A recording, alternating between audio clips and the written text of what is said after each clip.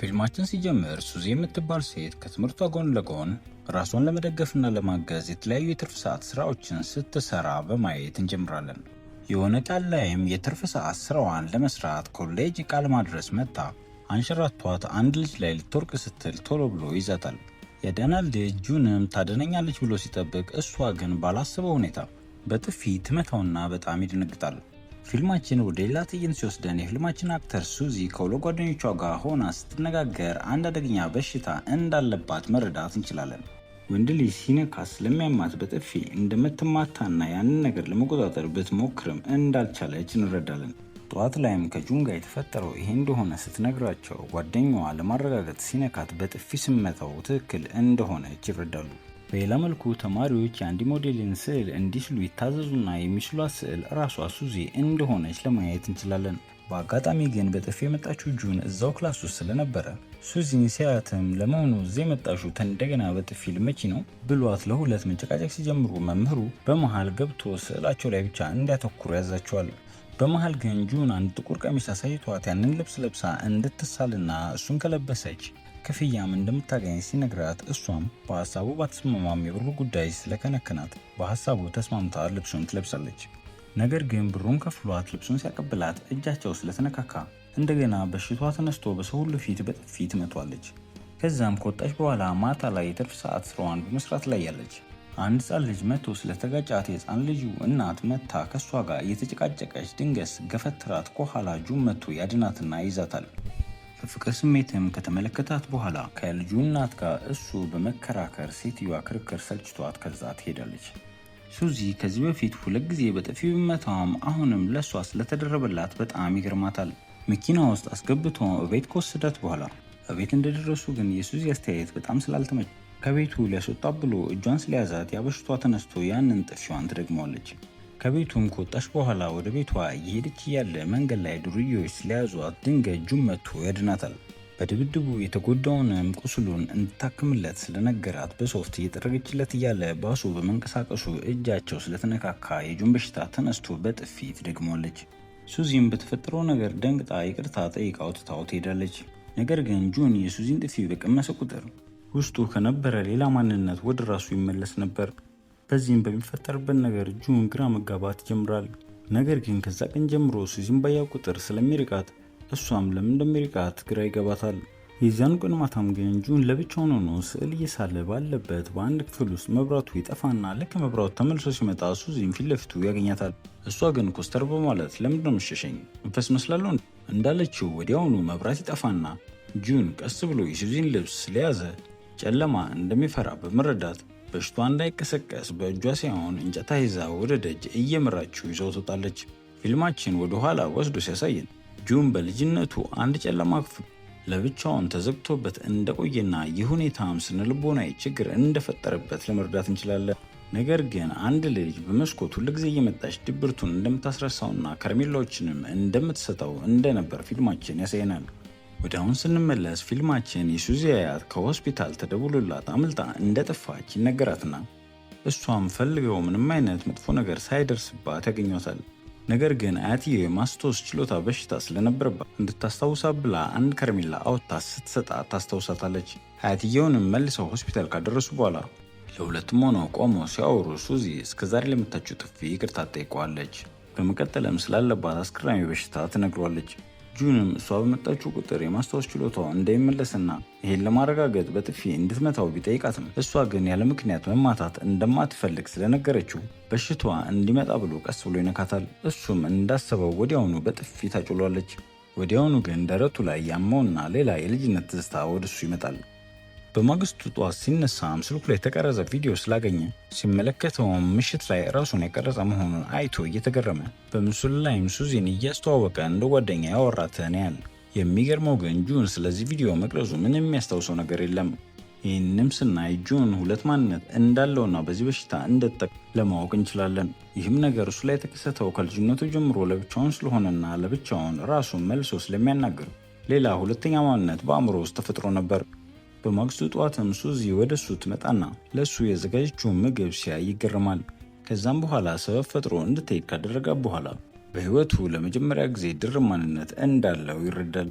በመቀጠልም ፊልማችን ጁን ራሱን በራሱ ሲያዋራ ያሳየናል። ጁንም ማነ? እኔው ራስህ ነኝ። ጁንም ምንድነው የምትፈልገው? የኛውም ማንነቱ ሱዚን በጥሩ ሁኔታ እየተንከባከብካት ለረጅም ጊዜ አጠገቧ ሆነ እንድታሳልፍ ፈልጋለሁ። በመቀጠልም ሁለተኛ ማንነቱ ጥልቅ ፍቅር እንዳለው ለመረዳት ይችላል።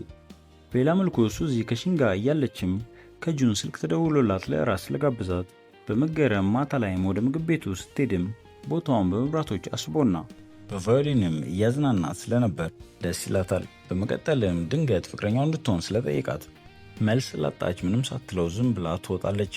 ጁን ግን ነገሩን በተሳሳተ መልኩ ተረድቶት በሀፍረት አፍራ የሽሽ መስሎት ተስፋ ሳይቆርጥ እንደገና ለመሞከር ይወስንና በሌላ ቀን ጥሩ የሆኑ አበቦችን ይዞ የፍቅር ጥያቄ ቢያቀርብላትም አሁንም ምንም አይነት መልስ ሳትሰጠው ትቀራለች።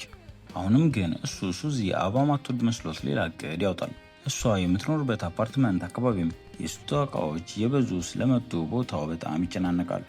የሁሉ ነገር ሞክሮ ግን አልሆንለት ስላለ ሱዚን ባልሆነ መንገድ ጠልፎ ይወስዳታል።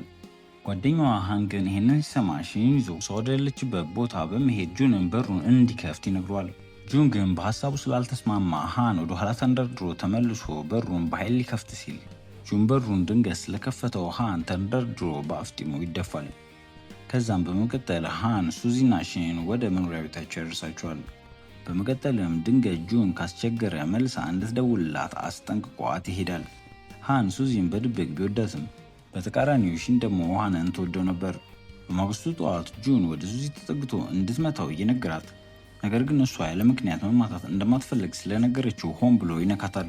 እሷም በጥፊ ምርግ ስላደረገችለት ጁን ከመናደድ ይልቅ ያሰበው ነገር ስለተሳካለት ፈገግ ይላል። ፊልማችን ሲቀጥል ጁን ሁለተኛ ማንነቱ ተነስቶበት እሷን በመንከባከብና የተለያዩ ጣፋጭ ምግቦችን ሲሰራላት ያሳየናል። በማግስቱም ኮሌጅ ውስጥ ከጓደኞቿ ጋር አብራ እያለች በስፒከሩ አንድ ማስታወቂያ ትሰማለች። በማይክ ውስጥ ጁን ለሱዚ ያለውን ፍቅር ለሰው ሁሉ እየሰማ እየገለጸላት ስለነበረ ሱዚ በመደንገጥ ሮጣ ወደ ማስታወቂያ ክፍሉ በመሄድ ስፒከሩን ከዘጋች በኋላ ምን እያረክ እንደሆነ ይገባሃል ብትለውም እሱ ግን የኔ ፍቅረኛ ለመሆን ከተስማማሽ ይህን ድራማ አቆማለሁ ስላላት እሷ ግን ሌላ አማራጭ ልስጥ በማለት ከፍቅረኛ ውጭ ሌላ ያልከውን ነገር በጠቅላላ አረጋለሁ ስላለችው ጁን እንድትፈርምለት አንድ ወረቀት ያዘጋጃል።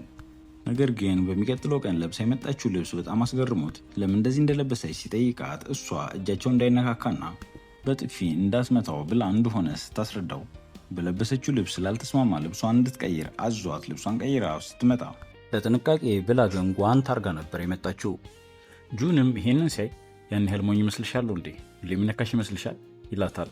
እሷም ዝም በልና ስራ ላይ ብቻ ትኩር ትሏለች። ስዕልም እየሳላት ባለበት ሰዓት ለምን እንደሚስል ስለ ስዕሉ ማብራሪያ ሲሰጣት እኔ ምስለው ለአንዲት ልዩ ልጅ ብቻ ነው በማለት ስለ ድሮ ስለ ልጅነቱ ታሪክ ማውራት ይጀምራል። በልጅነቱ የጨለማ ክፍል ውስጥ ተዘግቶበት ባለበት አስቸጋሪ ወቅት ላይ አንዲት ትንሽ ልጅ በየቀኑ እየመጣች እንደምታዋራውና መመጠጥ ከረሜላም ትሰጠው እንደነበረ የልጅቷም ሰፈር የአያቷ ቤት ያለበት አካባቢ እንደሆነ ያስረዳታል። ሱዚ ይህንን ታሪክ ስትሰማ ትንሽ ግራ ይገባታል። ጁንም ስዕሉን እንደጨረሰ በስጦታ መልክ ለእሷ ያበረክትላታል። እሷም አይታው ትደነግጣለች። በመቀጠልም ጁን ሁልጊዜ የሚያወራላት ያቺ ትንሽ ልጅ እሷ ልትሆን እንደምትችል ማሰብ ትጀምራለች። ሺመታ ሱዚ ስለምን እንደምታስብ ስጠይቅ ስለ እሱ ማሰብ ባታቆምም ላለመቀበል ስትል ኧረ እኔ ስለ እሱ እያሰብኩ አይደለም ትላለች። በኋላ ላይም ሱዚ ከሃን ጋር እያጠኑ እያለ ሃን ሳታስበውም ከጁን ጋር ፍቅር ጀምራችኋል እንዴ? ሱዚ ለተጠየቀችው ጥያቄ መልስ ሳትሰጠው ጁን ራሱ እዛ ያሉበት ቦታ ይደርስና ስትመለከተው አብሮ ያሳለፉትን ጊዜዎች በጠቅላላ ማሰብ ትጀምራለች። ጁን ደግሞ ሱዚና ሃን አንድ ላይ ተቀምጦ ሲያይ ስለቀና እናንተ ሁለታችሁ ፍቅረኛሞች ናችሁ እንዴ? ሃንም ሆን ብሎ አዎ እውነትም ፍቅረኛሞች ነን ብሎ ከመለሰለት በኋላ በንዴትና በቅናት ይቃጠላል። ከዛም ሲሄድ ሱዚን የሆነ ቦታ ከቀጠራት በኋላ ቆይታ ስለመጣች ሊቆጣት ሲል ሁለተኛ ማንነቱ ሱዚን ሁልጊዜ በጥሩ ሁኔታ ማየት እንዳለበት ያስታውሷል። ጁንም እንደምንም አድርጎ ዋጥ አድርጎ ምንም ሳይላትም አብረሽኝ ካሜት ትፈልጊያለሽ ብሎ ይጠይቃታል። እሷም በጥያቄው ስለተስማማች አንድ ላይ በመሆን ለአራት ተያይዘው ወደዛ ሄዳሉ። ቦታው ላይም እንደደረሱ በመዝናናት ላይ እያሉ ሃንና ጁን የጁሊን ትኩረት ለመሳብ እርስ በራስ መወዳደር ይጀምራሉ። በመጠላታቸው ምክንያትም ውጪ እንዲያድሩ ይታዘዛሉ። ጁን ግን እንቅልፍ ሊወስደው ስላልቻለ ተነስቶ ሱዚን ፍለጋ ይወጣል። ሱዚንም ቀስቅሷት የት ነው የምተኘው? ሐይቁን እንደምፈልግ ተነጋግረን አልነበር እንዴ ሲላ ሱዚ ባፈልግም አንድ ላይ ተያይዘው ወጥተው መፈለግ ይጀምራሉ። ነገር ግን ካርታ ይዘው ቢፈልጉትም ሁለቱም ሲያገኙት ይቀሩና በጨለማ ውስጥ እየሄዱ እያለ ሱዚ በድንገት ተንሸራታ ትወድቃለች። በሌላ መልኩ ሃንና ሺን ደጅ ላይ ተቀምጠው ሺንም ለሃን ሱዚን ትወዳታለህ እንዴ ብላ ትጠይቀዋለች። አዎ ወዳታለሁ ብሎ ስለነገራት ይህን የሰማችው ሺን ልቧ ይሰበርና ፊቷ ወዲያውኑ ይቀያየራል። ሃንም የፊቷ መለዋወጥ አይቶ ምን ሆንሽ ብሎ ስለጠይቃት እሷም ለቀልድ አስመስላ ጭንቅላቱን እየመታችው ምንድነው አይገባህም እንዴ በማለት ውስጡ ያላትን ፍላጎት በግልጽ ትነግረዋለች። በሌላ መልኩ ሱዚና ጁን አንድ ላይ በመሆን ጨለማ ውስጥ እየሄዱ ሬዋ ላይ የሆነች እንጨት ስላረፈች ሊያነሳላት ድንገት ሲነካት ሳታስበው በጥፊ ትመታውና ተያይዘውም መንገዳቸውን ይቀጥላሉ። አላርፍ ያለው ጁን በጣም በጥፊ እየተገረፈ ወደ ካምፕ መመለስ ይጀምራሉ። በንጋታውም ከካምፕ መልስ አንድ ላይ በመሆን የሱዚን አያት ለመጠየቅ ይሄዳሉ። ጁንም በሁለተኛ ማንነቱ ደግ ባህሪ መጥቶ አያትየውን በደስታ ሰላም ይላቸዋል። አያትየውን በቀልድ አስመስለው የወደፊት የልጅ ልጄ ባል ብለው ይጠሩታል። በቦታው አንድ ላይም ተሰብስበው የተለያዩ ትርኢቶችን ያሳያሉ። ሱዚም በመሃል ዳንስ ታቀርባለች። በመሃልም የጁንን እጅ አጥብቃ ስትይዘው ጁን በጥፊ ሳትመታው ስለቀረች በጣም እጅግ ይገርመዋል። የጁንም ሁለተኛ ማንነት ጠፍቶ የመጀመሪያው ጁን ሙሉ በሙሉ ይመለሳል። ጠዋት ላይም ሁለት ተማሪዎች እያንሾካሾኩ ስለ ሱዚ እያወሩ እንደሆነ ማየት ትችላለች። ነገሩን በጣም ግራ ስላጋባት ወደ ሃን ጠጋ ብላ ስትጠይቀው ሰዎች እኮ አንቺን ጁን ልደድሽው ለገንዘቡ ብለሽ ነው እያሉ እያወሩ ነው። እሱ ሀብታም ባይሆን ኖሮ እስከ ጭራሹ ነው አቀርቢም የሚል ወሬ እያሰራጩብሽ ነው ይላታል። በዚህ መሃንም የጁድ የድሮ የልጅነት ጓደኛ ወደ እሷ ትመጣና ጁን ፍቅረኛ እንደሆነች ትነግራታለች። በመቀጠልም ከጁን አጠገብ እንድትርቅ ታስጠነቅቃታለች። ሱዚ ግን ያለቻትን ነገር በጠቅላላ ባለማመን በኩራት ቆማ እኔ አንቺን በፍጹም አላምንሽም፣ ምንም ቢፈጠር ጁንን የትቼው የመሄድ ፍላጎት የለኝም።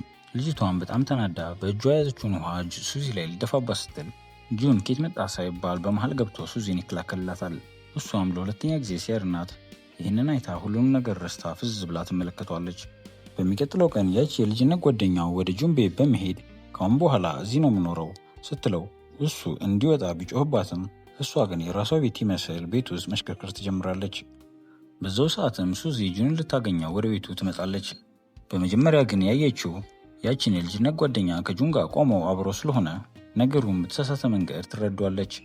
ያለምንም ማብራሪያ ጥላው ከዛ ስትሄድም እሱም እስከ ሴቶች ማደሪያ ድረስ ይከተላታል። ደጅ ላይም በመቆም ማብራሪያ ሊሰጣት ቢሞክርም በእንዴት ምንም ልሰማው አልፈለገችም ነበር። በሌላ መልኩ ሃን በጭንቀት ውስጥ ነበር። ምክንያቱም የዛን ቀን የቅርጫት ኳስ ቡድናቸው የፍጻሜ ውድድር ነበረው። ነገር ግን ከተጫዋቾቹ መካከል አንዱ ተጫዋች ታሞ ስላልመጣ ቡድናቸው የሚጫወትበት በቂ ተጫዋች አልነበረውም። በመካከልም ጁን ወደ ሃን መጥቶ ሱዚ ስለተናደደችበት እንዴት የሱዚን ልብ ማለስለስ እንደሚችል ይጠይቀዋል።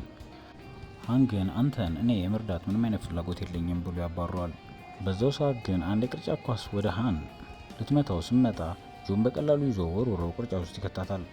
ሃንም ይህንን ችሎታውን ሲመለከት ወዲያውኑ ሀሳቡን ይለውጣል። በዛሬው የቅርጫት ኳስ ጨዋታ ላይ ለእኛ ገብተህ ከተጫወትክልን እኔ ደግሞ ከሺ ጋር እንዴት እንደምታረቅ እረዳሃለሁ ብሎ ስምምነት ያቀርብለታል። ጁንም ያለምንም ማመንታት ስምምነቱን ይቀበላል። የቅርጫው ጨዋታው ሊጀመር ሲል ግን ዩጂን የልጅነት ጓደኛው ለጁን የታሸገ ውሃ ታመጣለት ነው። ስትሰጠው ውሃውን ተቀብሎ ለሱዚ ይሰጣታል። ከዛም እባክሽ አንቺ ክፈችልኝ ብሎ ያቺን ያስቀናታል። ልክ በዛው ሰዓትም አንድ መልካም ልጅ ወደ እነሱ አቅጣጫ ይጠጋል። ሱዚም እሱን ስትመለከተው ለስዕሎቹ ሞዴል ስራ ስለነበረ ሰላም ትሏለች። ሁለቱም ቀድመው እንደሚተዋወቁ ለማየት እንችላለን። ሱዚና ጃክ በደስታ ማውራት ሲጀምሩ ጁንም ወዲያውኑ መቅናት ይጀምራል። ጨዋታው ሲጀመርም ጁን ጃክን በትኩረት እየተመለከተ ይህንን ሰውዬ ዛሬ ካሸነፍኩት ሱዚ በእኔ መገረሟ የማይቀር ነው ብሎ ከራሱ ጋር ያወራል። ነገር ግን ያሰበው ነገር እሱ እንዳሰበው ሳይሆን ቀርቶ ሱዚ ከሱ ይልቅ ለጃክ ድጋፍ ማድረግ ትጀምራለች። ይህ ነገር የበለጠ ያናደውና ፉክክሩን ይጨምራል።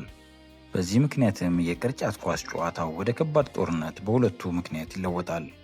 ሁለቱም እርስ በራስ ለመበላለጥ ያላቸውን አቅም አውጥተው በጠቅላላ መጫወት ይጀምራሉ።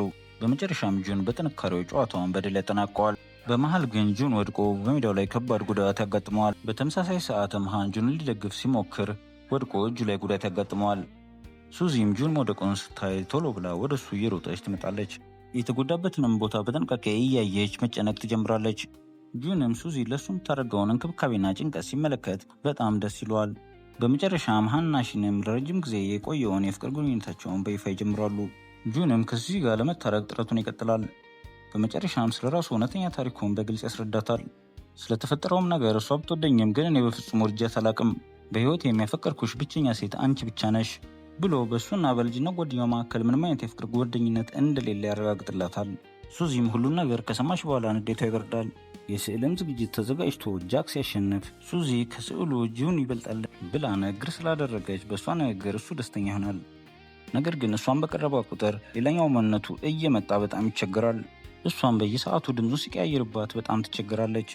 የሆነ ቀን ላይም ቤቱ ስትሄድ ብዙ የሷ ስዕሎች እንዳሉ ስትመለከት ምን ያህል እንደሚወዳት ትረዳለች። እሱም በአእምሮ ውስጥ ሁለት ማንነት እየመጣ እንደሚተካካ ሊነግራት ይወስናል። ነገር ግን በመሃል ሌላኛው ማንነቱ ይመጣና ሳይነግራት ይቀራል። የልደቷ ቀን ላይም ከጓደኞቿ ጋር አንድ ላይ ካከበሩ በኋላ እሷ ስለ ሁለቱ ማንነቱ ቀድማ ስላወቀች እያንዳንዱን ያሳለፉትን ነገር ልታስታውሰው አንድ በአንድ ስትነግረው ሌላኛው ማንነቱ መጥቶ ዝንግ አድርጎ ያስራታል። እሷም እንደምንም ብላ የታሰረችበትን ገመድ ታች በኋላ ድንገት እዛ ሲደርስ ወደ እሱ ስትቀርብ ጥሩ ማንነቱ እንደሚመጣ ስላወቀች ቀስ ብላ አቅፋው ወደ ቤትም ከወሰደችው በኋላ ካሁን በኋላ ይህን ነገር ለሁለቱ ነው እንደሚያሻሽሉና ሳትጠይቀው ወደ እሱ እንደማትቀርብ ቃል እየገባችለት ልታጽናናው ትሞክራለች። ከዛ ቀንም ጀምሮ እሷ ሊድን የሚችልበትን ማንኛውም ነገር መፈለግ ትጀምራለች። እሱ ደግሞ ለሃን ደውሎ ከሱ እንድትርቅ ይነግረዋል። እሷም ወደ እሱ ልትሄድ ስትል ሊያስቆማ ቢሞክሩም ታግላቸው ወደ ቤቱ ትገባና ውስጥ ስትገባ እንደሌለ ትረዳለች። እሱም ሕክምና ለማግኘት ወደ ውጭ ሀገር ሊሄድ እንደሆነ እናያለን። እሷም እሱን ፍለጋ ብዙ ቦታ እየሮጠች ብትፈልገው ታገኘው አልቻለችም። በመጨረሻም ደግሟት መተንፈስ አቅቷት ዝላ ስትቆም እሱ ወደ እሷ ሲመጣ ፊልማችን ያስመለክተናል። በመጀመሪያ ጁን አጠግቦ የመጣው እውነተኛው ጁን ይሁን ሁለተኛው ማንነቱ እርግጠኛ ስላልነበረች ወደ ኋላ እየሸሸችው እባክህ ከኔ አጠገብ ራቅ። ጁን ግን ወደ እሷ ጠገባ ማለት አንቺ እኮ አስደናቂ ልጅ ነሽ። እሱም ቀስ በቀስ ወደ እሷ በመጠጋት ፍቅርሽ ብርታት እየሆነኝ ስለሆነ ቀስ በቀስ እየተሻለኝ ነው፣ ካንቺ ላለመራቅ ወስኛለሁ፣ እቺሽም መቼም የትም ብሎ ቃል ሲገባላትና ፍቅሩን ሲገልጽላት ፊልማችን ይጠናቀቃል። የዩቲዩብ ቤተሰቦቼ ፊልማችን እንዴት ነበር? ከወደዳችሁት በኮሜንት ላይክ እንዲሁም ቻናላችንን ሰብስክራይብ እያደረጋችሁ ድጋፋችሁን እንድትገልጹልን እየጠየቅን ለዛሬ የነበረን ቆይታ በዚሁ አበቃው። መልካም ሳምንት፣ ቸር ቆዩ።